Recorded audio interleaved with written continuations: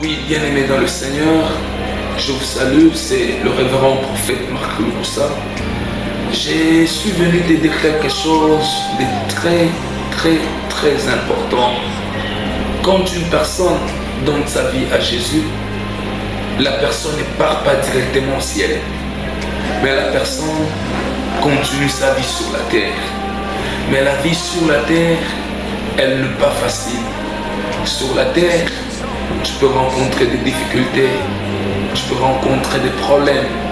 La vie chrétienne n'exclut pas les réalités de la terre. Les réalités de la terre, tu peux tomber malade, tu peux croiser des blocages, mais il y a une arme efficace, une arme puissante que j'appelle la foi. Dieu lui-même dit, mon juste à moi vivra par sa foi. C'est-à-dire, la foi, c'est comme l'argent dans la vie d'une personne. Tu peux être un chrétien, mais tu as une petite foi. En ce jour, je te demande de pouvoir augmenter la dimension de ta foi. Tu verras chaque fois, quand les disciples sont butés à un problème, Jésus leur reprochait toujours, après avoir recevoir Jésus-Christ dans ta vie, tu dois développer ta foi. C'est ta foi qui te permettra à surmonter les réalités de la terre. La foi, c'est la conviction de ton cœur. Et cette conviction, tu dois la positionner par la parole de Dieu.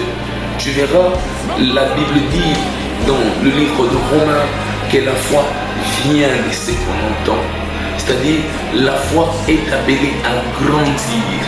La foi est appelée à s'épanouir. La foi est appelée à devenir puissante pour te permettre à surmonter les problèmes.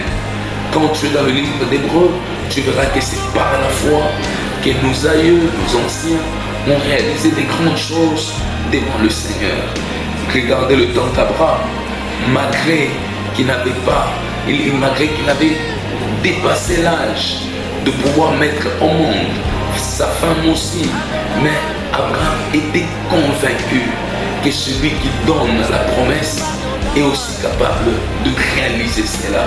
Je te demanderai de là où tu es, de ne pas faiblir, mais d'être convaincu, d'être rassuré que ça va marcher, ça tiendra.